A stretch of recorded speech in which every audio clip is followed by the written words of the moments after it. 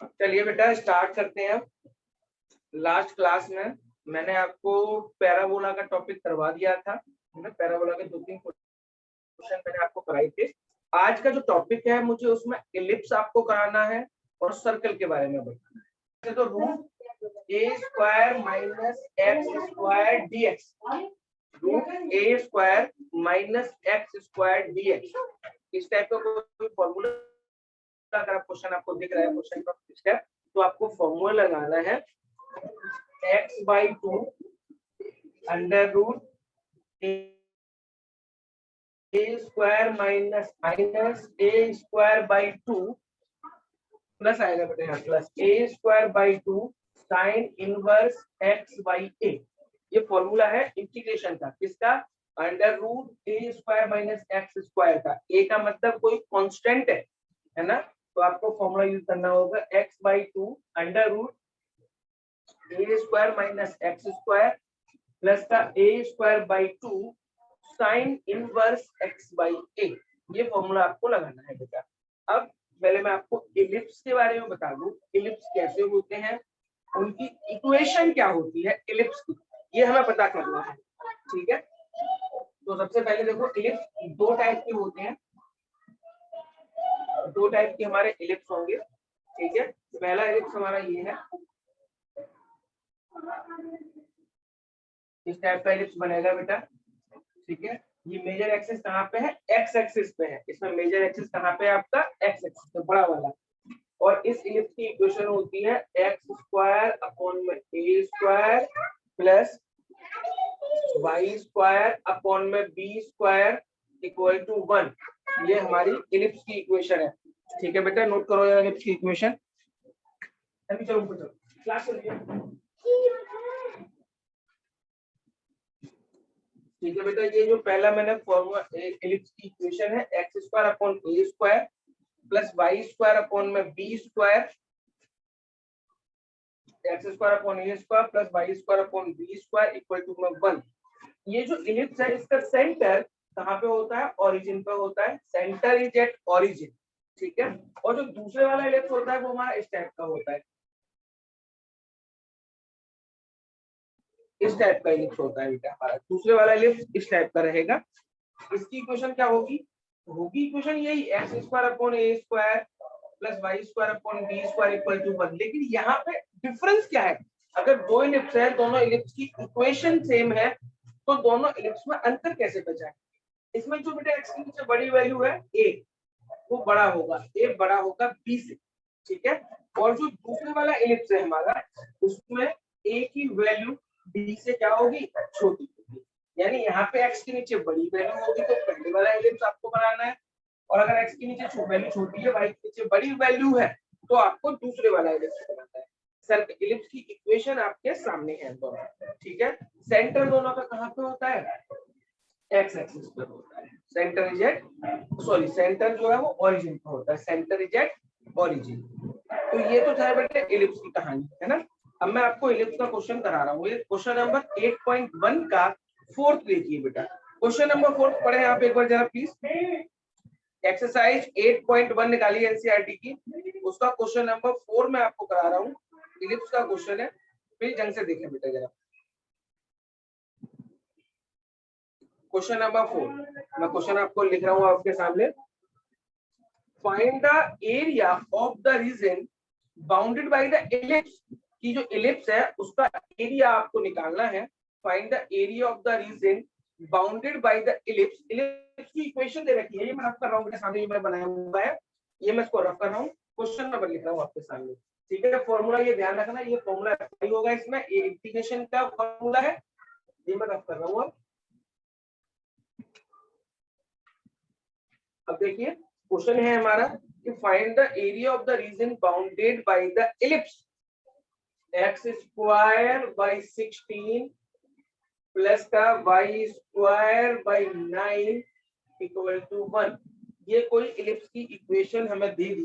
बोले इस इलिप्स से जो एरिया बाउंड हो रहा है वो एरिया आपको निकालना है कि वो एरिया कितना होगा। ठीक है, सबसे पहले जो इलिप्स की इक्वेशन मुझे दे रखी है उस इलिप्स की इक्वेशन को मैं सही फॉर्म में नोट करता हूँ, है ना। इसको हम कैसे लिख सकते हैं? एक्स स्क्वायर अपॉन में 4 का square plus Y square upon में 3 का square equal to 1। X square upon 4 का square plus Y square upon 3 का स्क्वायर इक्वल टू मैंने लिख दिया 1। अब आपको ये पहचानना है कि ये इलिप्स का कौन सी वाली इक्वेशन होती है। इलिप्स की दो इक्वेशन मैंने आपको बताई हैं, तो ये कौन से वाला इलिप्स है, पहले वाला इलिप्स है या दूसरे वाला इलिप्स है। तो देखो x के नीचे y के नीचे वाली जो वैल्यू उससे बड़ी वैल्यू दे रखी है, इसका मतलब ये फर्स्ट वाली इलिप्स है ना, ये पहले वाला इलिप्स आपको दे रखा है। ठीक है, तो आपको पहले वाले इलिप्स की इक्वेशन बनानी, डायग्राम बनाना पड़ेगा। ध्यान से देखते रहना मैंने बताया है। तो आप पहले वाला इलिप्स बनाएंगे, ये आपने इलिप्स फॉर्म कर लिया। ठीक है, ये सेंटर ओरिजिन पे होता है और ये वाला जो पॉइंट होता है, ये पॉइंट होता है 4,0 मतलब a,0। a क्या होती है, जो x के नीचे वैल्यू है वो a,0 होता है और ये 0,b होता है, तो ये पॉइंट हो जाएगा 0,3। ये सेंटर है ओरिजिन पे, तो ये पॉइंट होता है 0,0। ठीक है, अब उन्होंने क्या बोला, पूरे इलिप्स का एरिया आपको निकालना है, पूरे इलिप्स का एरिया निकालना है, मतलब आपको पूरा निकालना है। जब मैं नाम लिख देता हूं मैं ए, ये बी, ये सी, ये डी, यानी जो एरिया आपको निकालना है वो एरिया क्या हो जाएगा, ए बी सी डी, ए पूरा एरिया आपको निकालना है।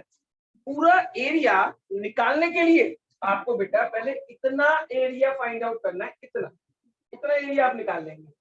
ठीक है, और जो इतना एरिया निकलेगा उसको 4 से क्या कर देंगे, मल्टीप्लाई कर देंगे। पूरा एरिया निकाल के पहले आप यहाँ से यहाँ तक का एरिया फाइंड आउट करेंगे और इतना एरिया निकाल के आप उसमें क्या कर देंगे, 4 कर देंगे, तो पूरे इलिप्स का एरिया हमारा निकल आएगा बेटा। लेकिन कैसे निकलेगा, अब आपको ये सोचना है। तो पहले मैं लिखूंगा रिक्वायर्ड एरिया, ये एरिया निकालना कौन सा है हमें, required area, required area, area आपको निकालना कौन सा वाला है, एरिया तो मुझे पूरा निकालना है। तो मैं नाम क्या लिखूंगा इसका, area A B C D A B C D A, ये पूरा एरिया मुझे निकालना होगा। अब ये पूरा एरिया निकालने के लिए मैं क्या करूंगा, मैं केवल इतना इतना एरिया निकालूंगा और इनटू में क्या कर दूंगा बेटा, 4 कर दूंगा। तो क्या हो जाएगा, 4 इंटू एरिया, इस एरिया का नाम लिखता हूं मैं ओ A B O, O A B O, यानी ये वाला एरिया में निकाल के इनटू में क्या कर दूंगा, 4 कर दूंगा, तो ये पूरा एरिया आपका निकल जाएगा। ठीक है बेटा, अब सुनते रहना बेटा मेरी बात। अब मैं ये एरिया कैसे निकालूंगा, तो ये 4 तो आपका बाहर चल रहा है, 4 तो जैसा था 4 तो आपका बाहर चला, इंटीग्रेशन की लिमिट लगाएंगे, इंटीग्रेशन लगाएंगे, ये एरिया में निकालना है, ओ ए बी ओ वाला एरिया में निकालने वाला हूँ, ये एरिया लगा, इंटीग्रेशन का साइन लगाया। अब आप बताइए बेटा, जो एरिया मैं निकालने वाला हूँ उसमें कौन सा एक्सिस इंक्लूड हो रहा है, कौन सा एक्सिस आ रहा है, एक्स एक्सिस या वाई एक्सिस, कौन सा एक्सिस आ रहा है ये आपको देखना है। तो कहेंगे सर एक्स एक्सिस आ रहा है, ठीक है, तो वाई डी एक्स लिख दो। लेकिन ध्यान से देखो, इस एरिया में वाई एक्सिस भी यूज हो रहा है, ये वाई एक्सिस भी आ रहा है भाई, जो एरिया हम निकाल रहे हैं उसमें एक्स एक्सिस भी आ रहा है और वाई एक्सिस भी आ रहा है। तो आपको बेटा कोई डरने की जरूरत नहीं है, तो आप चाहो एक्स एक्सिस से क्वेश्चन सॉल्व कर लो, चाहे आप वाई एक्सिस से क्वेश्चन सॉल्व कर लो, किसी भी एक्सिस से आप क्वेश्चन को सॉल्व कर सकते हैं। लेकिन अगर आप एक्स एक्सिस लेंगे तो लिमिट एक्स एक्सिस की लगाएंगे, और अगर आप वाई एक्सिस लेंगे तो आपको लिमिट वाई एक्सिस की लगानी पड़ेगी। ठीक है, मैं एक्स एक्सिस का लेके चल रहा हूँ। ठीक है, तो लिमिट मुझे 0 से लेके कहां तक लगेगी बेटा, 4, तो लिमिट मैंने लिख दी 0 to 4, और मैं यहाँ पे क्या लिखूंगा, y dx, 0 to 4 y dx, ये मैंने लिख दिया बेटा। अब मुझे क्या करना होता है, अब मुझे यहाँ पे y की वैल्यू पुट करनी है। जो इक्वेशन मुझे दे रखी है, इस इक्वेशन से मैं y की वैल्यू निकालूंगा पहले, और y की वैल्यू जो निकलेगी वो यहाँ पुट कर दूंगा। तो अब आपको पहले y की वैल्यू फाइंड आउट करनी है, कैसे निकलेगी y की वैल्यू, यहाँ मैं सॉल्व कर लेता हूँ। तो देखो y square by 9 equal to 1 minus x square by 16, x square by 16 में उस साइड ले गया, तो 1 माइनस एक्स स्क्वायर बाई 16, तो वाई स्क्वायर, ये 9 ऊपर चला जाएगा 9, एलसीएम लिया इसके अपोन में 1 लगा के 16, तो 16 माइनस एक्स स्क्वायर है ना, ये 9 ऊपर ले गया और इसका ब्रैकेट का एलसीएम लिया तो 16 यहाँ पे आया, 16 माइनस एक्स स्क्वायर। तो देखना वाई स्क्वायर, अगर मैं वाई निकालूंगा तो क्या हो जाएगा, 9 का अंडर रूट 3, 16 का अंडर रूट 4 और इस पे अंडर रूट लग जाएगा, under root 16 minus x square.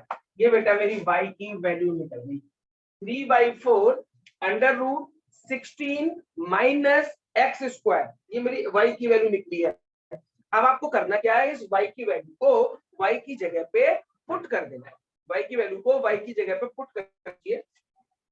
तो 4 लिमिट हमारी 0 to 4 रहेगी, y की वैल्यू कितनी है 3/4, तो 3/4 तो मैं बेटा बाहर लिख देता हूँ, 3/4 मैंने बाहर लिख दिया, ठीक है। y की वैल्यू क्या है, under root 16 minus x square, 16 को क्या लिखूंगा मैं 4 का square minus x square dx, ठीक है। तो 4 इंटू 3/4, 4 इंटू 3/4, इंटीग्रेशन 0 to 4 की लिमिट है, और यहाँ पे under root 4 square minus x square dx, ये हमारा क्वेश्चन, ठीक है। अब मुझे क्या करना है, ये देखो 4 से 4 कैंसिल हो गया, 4 से 4 तो कैंसिल हो जाएगा, ये बचा 3, यहाँ पे क्या बचा है 3 तो ऐसे रहेगा। अब इंटीग्रेशन जो आपको करना है वो किसका, अंडर रूट ए स्क्वायर माइनस एक्स स्क्वायर का, और जो क्लास मैंने स्टार्ट की थी वो क्लास किसकी थी, वो जो फॉर्मूला बताया था सबसे पहले स्टार्टिंग में, फॉर्मूला किसका था, अंडर रूट ए स्क्वायर माइनस एक्स स्क्वायर का। बस आपको अंडर रूट ए स्क्वायर माइनस एक्स स्क्वायर का फॉर्मूला अप्लाई करना है इंटीग्रेशन का, और लिमिट पुट करनी है, आंसर आएगा, ठीक है। मैं पूरा करूंगा इस क्वेश्चन को, तो ठीक है, ध्यान ध्यान से समझ लो। यहाँ पे मैं फॉर्मूला भी लगाऊंगा, ऊपर का मैं रफ कर रहा हूँ, अगर आपने नोट नहीं किया तो फटाफट से नोट कर लो बेटे, फटाफट से, ठीक है। इसके आगे मुझे रफ करना पड़ेगा क्योंकि फॉर्मूला अभी काम है इस क्वेश्चन के अंदर, ठीक है। फटाफट से नोट करो, ऊपर का रफ कर रहा हूँ मैं।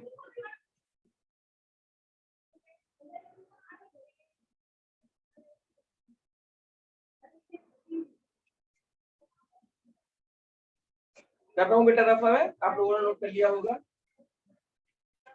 अब मैं सीधे फॉर्मूला लगा के आपको दिखाऊंगा,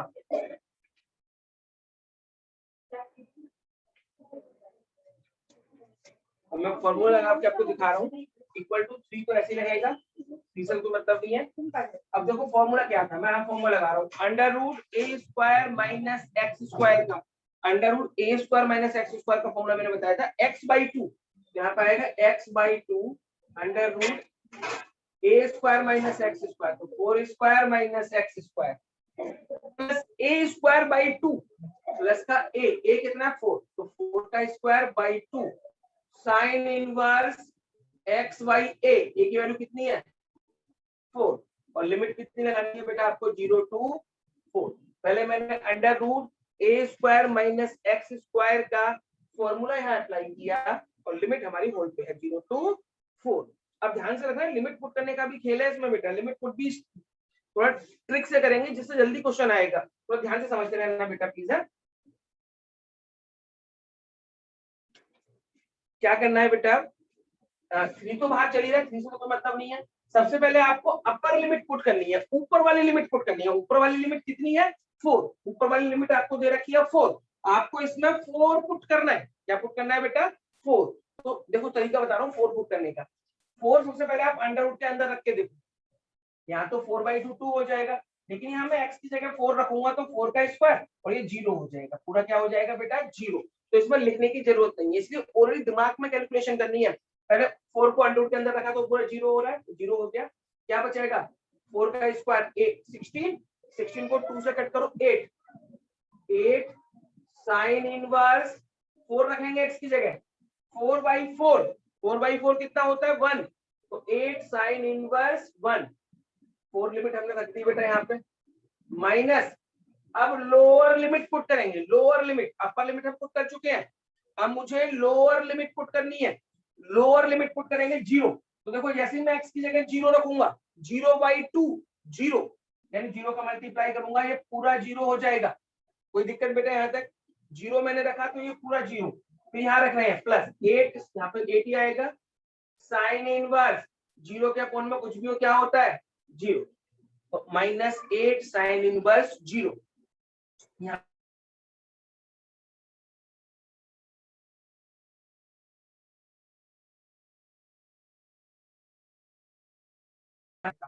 प्रिंसिपल वैल्यू, तो मैंने कहा था ये क्वेश्चन तो 1 नंबर का आता है प्रिंसिपल वैल्यू में, लेकिन इस प्रिंसिपल वैल्यू का यूज बड़े बड़े क्वेश्चंस में भी होता है। तो मैक्सिमम मिनिमम में भी यूज हुआ था प्रिंसिपल वैल्यू का, और आप देखो प्रिंसिपल वैल्यू यहाँ भी आ गई है। तो क्वेश्चन वो 1 नंबर का ही था टॉपिक लेकिन वो बड़े बड़े क्वेश्चंस में भी अप्लाई हो सकता है। देखो ऐसे यहाँ पे 3 तो ऐसे ही रहेगा। अब 8 साइन इनवर्स 1 की प्रिंसिपल वैल्यू, वैसे तो सेकंड चैप्टर में आप निकालना है आपको, लेकिन मैं आपको डायरेक्ट बता देता हूँ। आप ऐसे देख लो साइन के टेबल में 1 वैल्यू किसकी होती है, π/2 की, तो यहाँ पे π/2 लिख दिया। -8 साइन की टेबल में 0 वैल्यू किसकी होती है, 0 की, यहाँ पे मैंने 0 लिख दिया। ये तो पूरा 0 हो गया, तो 3 इंटू, और ये ऐसा करो उसे काट दो 4, 3 इंटू 4 पाई, यानी आंसर आ जाएगा 12 पाई स्क्वायर यूनिट। कर लो बेटा लोग, ये इस एलिप्स का एरिया निकल गया 12 पाई स्क्वायर यूनिट। ठीक है, नोट करिए बेटा प्लीज।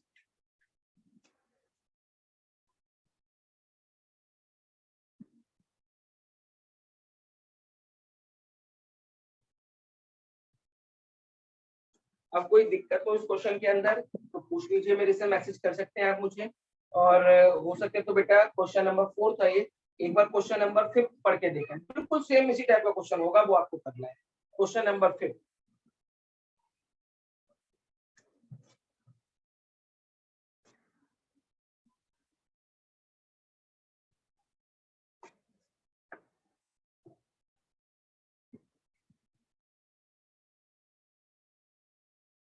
क्वेश्चन नंबर 5 इलिप्स का है, आपको खुद से ट्राई करना है, बिल्कुल सेम क्वेश्चन है बेटा, सेम फॉर्मूला अप्लाई होगा। ठीक है, चलो एक क्वेश्चन मैं पैराबोला का आपको कराता हूँ, सर्कल बाद में करेंगे, पहले पैराबोला का ये क्वेश्चन है, इंपॉर्टेंट है, वो क्वेश्चन करते हैं।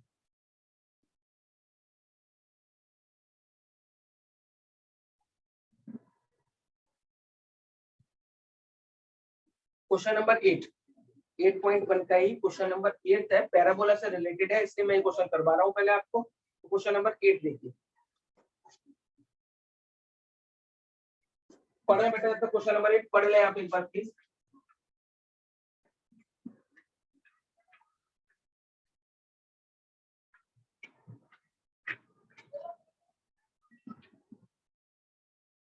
देखिए बेटे, एक क्वेश्चन में क्या कहा है आपसे, क्वेश्चन नंबर 8 में बोला है the area between x equal to Y square, एक एरिया है x equal to Y square, curve दे रखा है x equal to Y square, तो आपको पहचानना है बेटा y पे स्क्वायर है, इसका मतलब ये पैराबोला दे रखा है, लेकिन क्वेश्चन में कहीं लिखा नहीं है पैराबोला कि भाई ये कर्व पैराबोला का है, तो आपको इक्वेशन से पहचानना भी है ये पैराबोला है, एलिप्स है, सर्कल, सर्कल के बारे में तो आपको बाद में बताऊंगा मैं, अभी तो मैं आपको पैराबोला बता चुका हूँ, एलिप्स बता चुका हूँ, तो आप इन दोनों में से आइडेंटिफाई कर लेंगे कि भैया कौन सा है, ये पैराबोला है या इलिप्स है। तो इसमें एक पैराबोला कर्व दे रखा है x equal to Y square, और एक लाइन दे रखी है x equal to 4, x equal to Y square एक कर्व है, और एक लाइन है x इक्वल टू 4। इसका जो एरिया बनेगा, इन दोनों के बीच का जो एरिया है, उस एरिया को एक लाइन डाल के बीच में, पहले मैं इसका एरिया बनाता हूँ, ध्यान से देखो, पहले मैं इसका एरिया बनाता हूँ, x equal to Y square, मैं इसके बारे में बताऊँ, x equal to Y square मैंने बना दिया इक्वेशन नंबर फर्स्ट, तो लिख लो पहले इसके बारे में।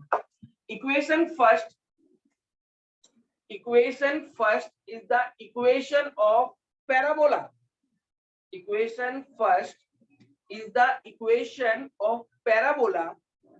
पैराबोला की इक्वेशन है, तो पैराबोला के बारे में डिस्क्राइब करेंगे।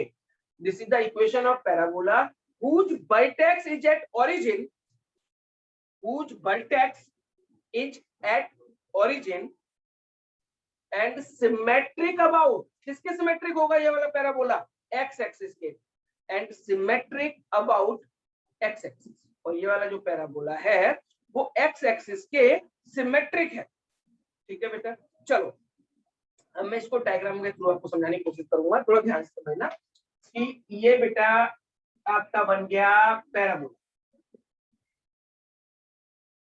ये तो हमने बना लिया पैराबोला।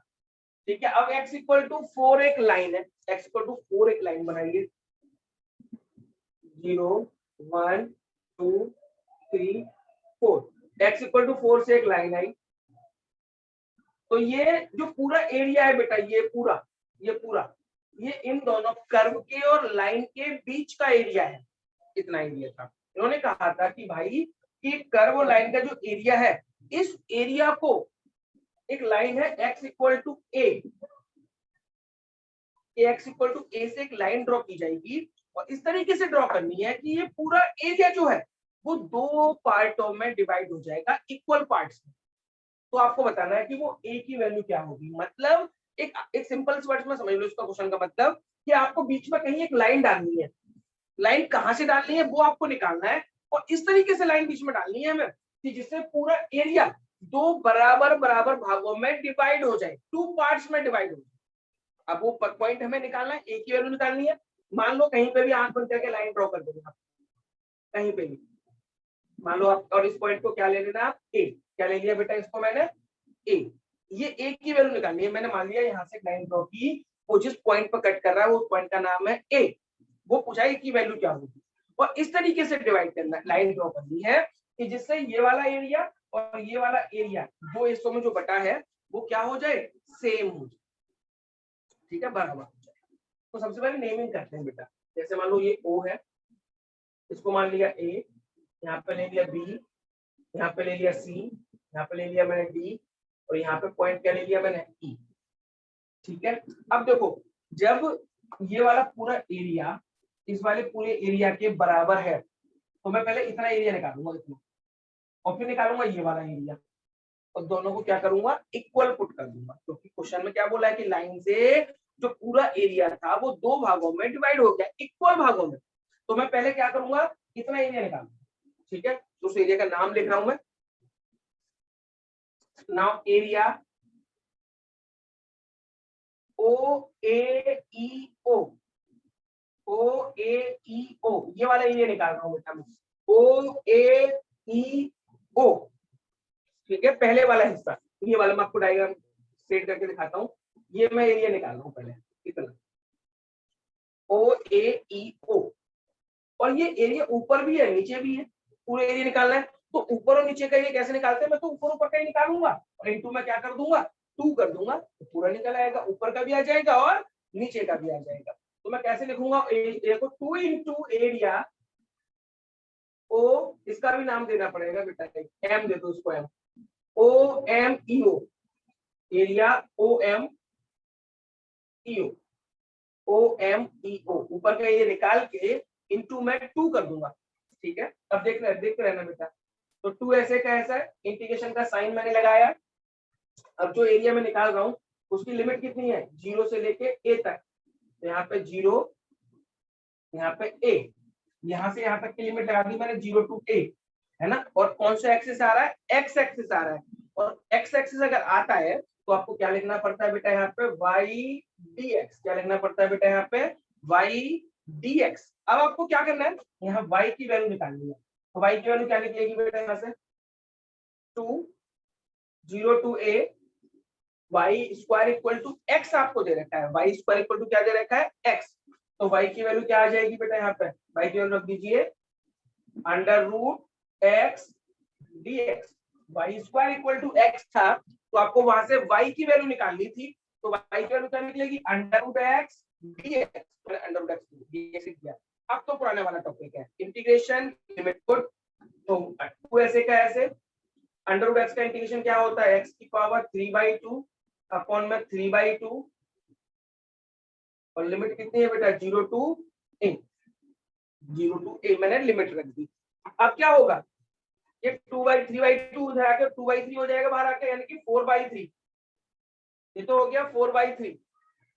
अब लिमिट पुट करो, तो पहले अपर लिमिट, तो ए की पावर 3/2 माइनस 0, तो बेटा इसका एरिया निकल गया मेरा पहले हिस्से का 4/3 इंटू ए की पावर 3/2, ये एरिया निकल गया बेटा। पहले वाले हिस्से का मैंने एरिया निकाल लिया, क्या निकला 4/3 ए की पावर 3/2। ठीक है, अब मैं बीच वाला एरिया निकालूंगा, पीछे वाला जो एरिया है। तो बेटा मैं इस साइड में लिख देता हूँ अभी, इधर निकाल देता हूं आपका एरिया। एरिया इसका नाम लिखते हैं AEDBA। AEDBA ये एरिया आपको निकालना है बेटा। कौन सा, दोबारा से नेमिंग देखो, ए से शुरू किया है मैंने, AEDBA ये एरिया निकालना है मुझे अब। ठीक है, तो ये एरिया निकालने के लिए मैं क्या करूंगा, ऊपर ऊपर का एरिया निकालू, ऊपर ऊपर का इंटू मैं 2 कर दूंगा, तो क्या आ जाएगा 2 इंटू एरिया, ऊपर वाले एरिया का नाम बताओ, यहां से MCDE, MCDEM, देखो यहां से निकाल रहा हूं MCDEM, ये वाला एरिया मैंने निकाला है बेटा पूरा। कैसे निकलेगा ये एरिया भी देख लो। 2 तो आपका बाहर, लिमिट क्या हो जाएगी अब, ए से ये पॉइंट कितना था 4, तो A to 4 लिमिट होगी हमारी A to 4। ठीक है, अब यहाँ पे भी x एक्सिस है तो y dx,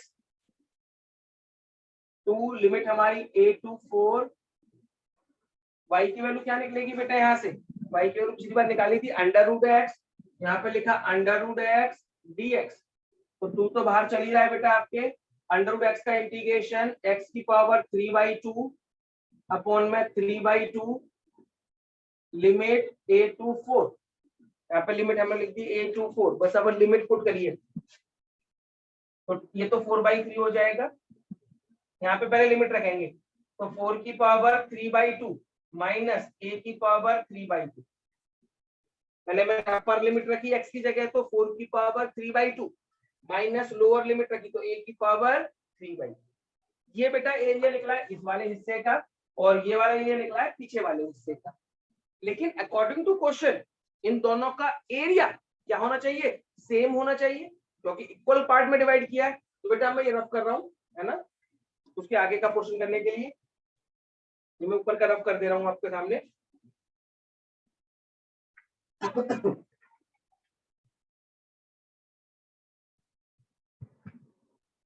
लिखेंगे according to question, according to question ये वाला एरिया और ये वाला एरिया दोनों क्या होने चाहिए बेटा, इक्वल होने चाहिए, तो मैं दोनों को इक्वल रख दूंगा, 4/3 A की पावर 3/2 इक्वल टू 4/3 4 की पावर 3/2 माइनस A की पावर 3/2। देखना 4/3 से ये 4/3 कैंसिल, यहाँ पे भी 4/3 था, यहाँ पे भी 4/3 था, 4/3 से 4/3 कैंसिल हो गया। अब क्या बचा, जो बचा वो देखेंगे, यहाँ बचा A की पावर 3/2, यहाँ पे 4 की पावर 3/2 माइनस A की पावर 3/2, इसको इस साइड ले जाओ बेटा, A की पावर 3/2 को इस साइड लेके आ जाओ, माइनस का इधर आके प्लस का हो जाएगा, लेके आइए,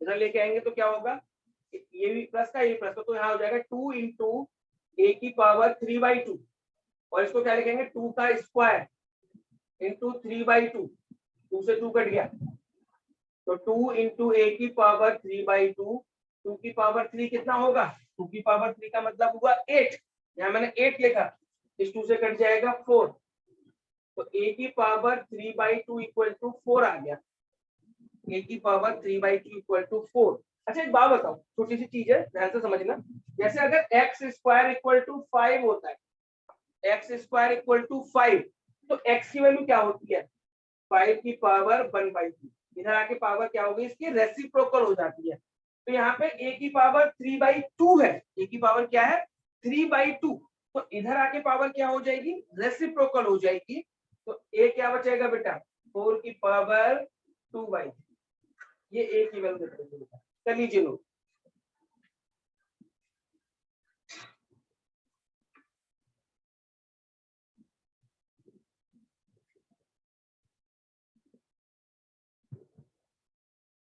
कह रहा बेटा फटाफट चलो,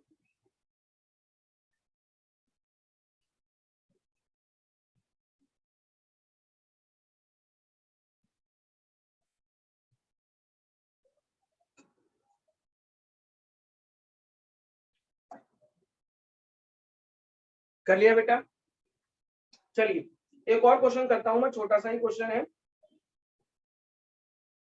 पैराबोला का, और उसमें अब तक तो क्या था, सिर्फ पैराबोला था, इस बार एक पैराबोला के साथ में कुछ एक चीज और इंक्लूड की गई है। क्वेश्चन नंबर 9 छोटा सा ही है, बड़ा आराम से समझ में आएगा। Question number 9,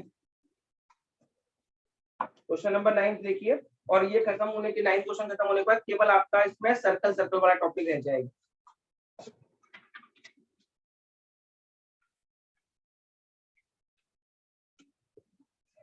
question number 9, question number 9 में कहा है find the area of the region bounded by the parabola. Parabola आ गया x square equal to y, एक तो कर्व दे दिया x square equal to y, और एक मॉड्यूलस फंक्शन दे दिया y equal to modulus of x। ये दो चीज दे दी कि भाई इन दोनों के बीच का जो एरिया बाउंड है वो एरिया आपको निकालना है। X square equal to y, सबसे पहले आप इसके बारे में बता सकते हो मुझे, x square equal to y ये किस चीज की इक्वेशन है?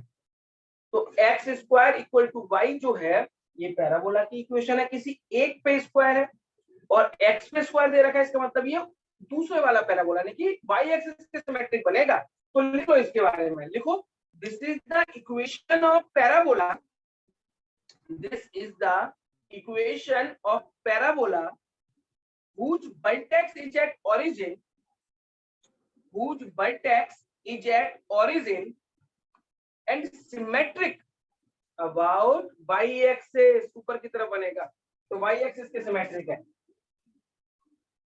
ये बेटा आपका पैराबोला बन जाएगा।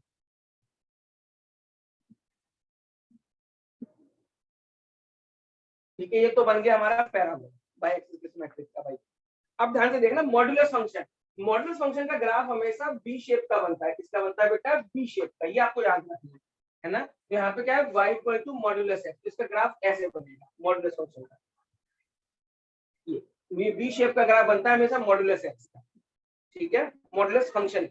ठीक है, उसके बाद देखो कौन सा एरिया बाउंड हुआ, ये एरिया। तो हम क्या करेंगे, ये पूरा एरिया मुझे निकालना है। ये मान लो O पॉइंट है, तो मैं क्या करूंगा, इधर इधर का एरिया निकालूंगा बस, इधर इधर का, इधर का तो इंटू में 2 कर दूंगा, दोनों साइड का एरिया आ जाएगा। यानी मुझे करना क्या है, केवल इस साइड का एरिया निकालना है। अब देखना जो एरिया आपको निकालना है, क्या उस एरिया में एक्स एक्सिस आ रहा है, वाई एक्सिस आ रहा है? कोई भी एक्सिस नहीं आ रहा, ना एक्स एक्सिस आ रहा ना वाई एक्सिस आ रहा है। ठीक है, तो आप सबसे पहले क्या करेंगे बेटा, ये पॉइंट निकालेंगे, इसका नाम दे दिया मैंने ए पॉइंट, मतलब जो लाइन को, ये जो मॉडल फंक्शन की लाइन है और ये पैराबोला की लाइन है, इसको इंटरसेक्ट कर रहा है। तो मुझे इन दोनों का इंटरसेक्टिंग पॉइंट निकालना पड़ेगा। तो पहले इंटरसेक्टिंग पॉइंट निकाला जाएगा कि ये दोनों एक दूसरे को कट कर कहां पे रहे हैं, क्योंकि लिमिट भी तो चाहिए ना भाई। तो पहले लिखेंगे for intersecting point, intersecting point, intersecting point निकालेंगे। तो क्या दे रखा है, x square equal to y, ये मान लो पहली इक्वेशन है, और ये क्या हो जाएगी, y इक्वल टू मॉड्यूलस है, तो मॉड्यूलस का मतलब होता है प्लस एक्स और माइनस एक्स, है ना। मॉड्यूलस हटाएंगे तो, लेकिन ये फर्स्ट क्वाड्रेंट में पॉइंट है तो माइनस का तो हो नहीं सकता, तो आप क्या लेंगे, y इक्वल टू एक्स, ये मान लो सेकंड इक्वेशन। इन दोनों इक्वेशन को सॉल्व करके आपको पॉइंट निकालना है। तो क्या करेंगे आप, for first and second, from first and second, ये भी y के इक्वल है, ये भी y के इक्वल है, दोनों आपस में इक्वल हो जाएंगी। तो x square equal to x, x square plus का एक्स हटा के माइनस का एक्स हो गया, इक्वल टू 0। इसमें से आप x कॉमन ले लो, x माइनस 1 इक्वल टू 0। तो एक तो x की वैल्यू 0 निकली और एक x की वैल्यू 1 निकली। नोट करते रहना बेटा फटाफट फटाफट, x की वैल्यू यहाँ से 0 निकली और x की वैल्यू 1 निकली। यहाँ पे x 0 तो हो नहीं सकता, यहाँ पे x 0 तो हो नहीं सकता, तो ये तो रिजेक्ट हो जाएगी। x की वैल्यू क्या आ गई, 1, तो y की वैल्यू भी क्या आ जाएगी, 1। तो ये पॉइंट आपका निकल गया बेटा 1,1।